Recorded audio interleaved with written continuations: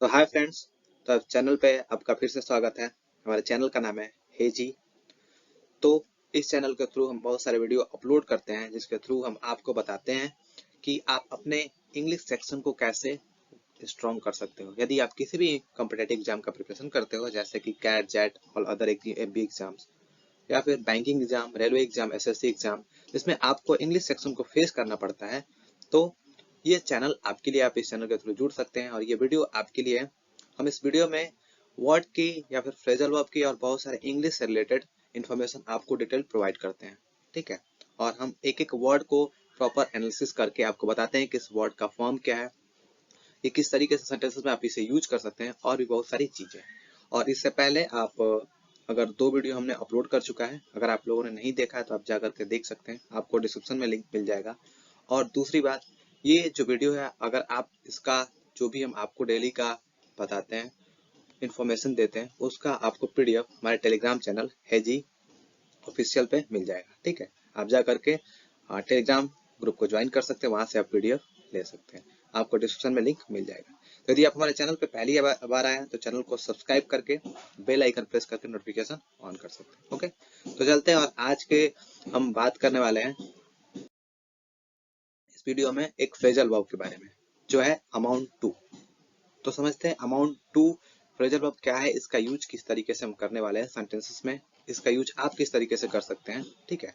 तो amount to का मतलब होता है टू बी इक्वल, ठीक है। अभी हम आपको थोड़ा सा हाईलाइट करके दिखा देते हैं।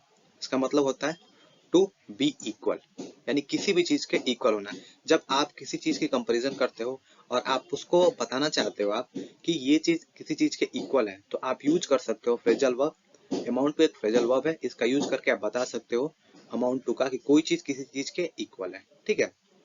तो हम इसके कुछ सिनोनिम्स की बात कर लेते हैं। तो सिनोनिम्स हमारा है जैसे इक्वेट टू समथिंग, किसी चीज के इक्वल होना, ओके। या फिर to be equal to something, यानी किसी चीज के इक्वल होना। तो ये सिनोनिम्स का आप यूज कर सकते हैं अपने सेंटेंसेस में, ओके। तो आई होप कि आपको ये क्लियर हो गया होगा।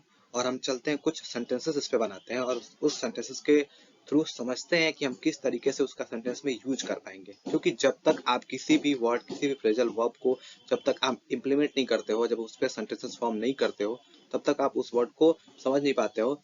और दूसरी सबसे इंपॉर्टेंट बात, उसको लॉन्ग टर्म तक याद नहीं रख पाते हो। तो लॉन्ग टर्म तक आपको याद रखने का सबसे बेस्ट तरीका है कि आप उस वर्ड को रीड करो, उस वोकैब को रीड करो, उस फ्रेजल वर्ब को रीड करो और इसके बाद उसको इम्प्लीमेंट करो, उस पर सेंटेंसेस फॉर्म करो, तब आप उस जाकर के उस वर्ड को लॉन्ग टर्म तक याद रख पाओगे। तो हम चलते हैं कुछ सेंटेंसेस बनाते हैं। पहला हमारा सेंटेंस है the price of the particular burger which is being consumed by Priyanka amount to 100 rupees. यानी ये जो प्राइस है बर्गर का, जो कि कंज्यूम किया जा रहा है प्रियंका के द्वारा, वो किसके इक्वल है? 100 रुपीज के इक्वल है, ठीक है। यहाँ पे आप देख सकते हैं 100 रुपीज के इक्वल है। तो हमने इसका किस तरीके से यूज किया है, तो यहाँ पे आप देख सकते हैं हमने इसका यूज किया अमाउंट टू, ठीक है। ये फ्रेजल वर्ब हमने यूज किया क्या? प्रियंका अमाउंट टू 100 रुपीज, यानी 100 रुपीज के इक्वल है वो। अब यहाँ पे देख सकते हैं price of this particular burger, जो कि विच इज बीइंग कंज्यूम्ड, यानी जो कि कंज्यूम किया जा रहा है किसके द्वारा? प्रियंका के द्वारा। एक ये पैसिव क्या है? पैसिव टेंस है, बोल सकते हैं पैसिव सेंटेंस है। और अमाउंट टू है किसका? 100 रुपीज। तो हम यहाँ पे शो करना चाहते हैं कि ये जो बर्गर का प्राइस है ना, वो किसके बराबर है? 100 रुपीज के बराबर है, यानी एक बर्गर का जो प्राइस है ना, वो 100 रुपीज है, ओके। तो आप इस तरीके से यूज कर सकते हैं सेंटेंस में। दूसरा सेंटेंस देख लेते हैं एक और इस पे। ये हमारा सेंटेंस है क्या? The Indian government declared an expenditure under the PLI scheme for auto sector in 2021 that was amounted to 26,000 crore. यानी इसका मतलब इंडियन गवर्नमेंट ने क्या किया? डिक्लेयर किया है एक एक्सपेंडिचर को, एक आउटले को, और किसके अंडर में? Under the PLI scheme for auto sector, auto sector के लिए इन 2021, यानी 2021 में गवर्नमेंट क्या, इंडियन गवर्नमेंट जो हमारी है वो उसने डिक्लेयर कर दिया है एक एक्सपेंडिचर को जो है ऑटो सेक्टर के लिए। और यहाँ पे हम समझते हैं that was amounted to 26,000 crore, जो कि 26,000 करोड़ के बराबर है। तो हमने अमाउंटेड टू का यूज किस लिए किया? यहाँ पे आप देख सकते हैं ये जो हमारा दैट के यहाँ से स्टार्ट हो रहा है, ठीक है, और यहाँ तक जा रहा है टेंस। तो ये जो है एक पैसिव सेंटेंस है, ठीक है। आप देख सकते हैं दैट वाज, जब वॉच, वॉर या कोई भी फैमिली की वर्ब आती है और उसके साथ वर्ब का थर्ड फॉर्म आपको मिलता है, तो वो सेंटेंस पैसिव वॉइस में होता है। ठीक है, तो वर्ब हमने वॉच का यूज किया और यहाँ पे अमाउंटेड टू यूज किया है। तो देखिए यहाँ पे हमने अमाउंट टू यूज किया है, यहाँ पे फर्स्ट फॉर्म हमने यूज किया और यहाँ पे हमने थर्ड फॉर्म इसका यूज किया है।